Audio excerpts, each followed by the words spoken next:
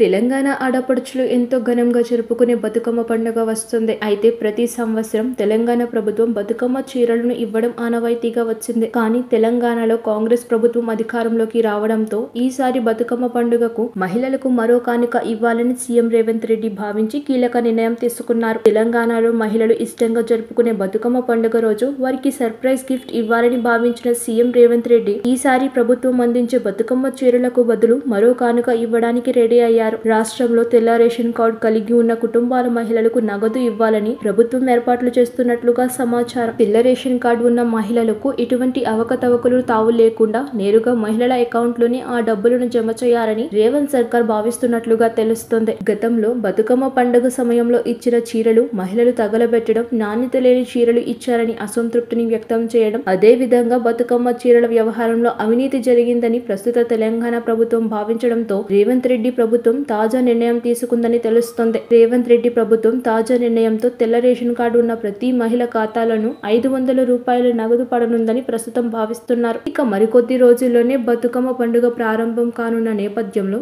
అతి త్వరలో ఈ విషయం పైన ప్రభుత్వం నుంచి కీలక ప్రకటన వస్తుందని సమాచారం. ఈ ప్రకటనతో మహిళలు ఖుషి కావడం పక్కా అని అంటున్నారు పొలిటికల్ వర్గాలు. కాకపోతే బతుకమ్మ పండుగ సమయానికి చాలా తక్కువ ఉండడంతో ఈ నగదు పంపిణీ ఎలా సాధ్యమవుతుందనే వాదనలు కూడా వినిపిస్తున్నాయి. అయితే ఖాతాలో వేయడం కన్నా నేరుగా నగదు ఇచ్చే ఛాన్స్ ఎక్కువ ఉన్నట్లు తెలుస్తుంది. సబ్స్క్రైబ్ చేయండి. Please like, share and subscribe to top Telugu TV. Top Telugu TV.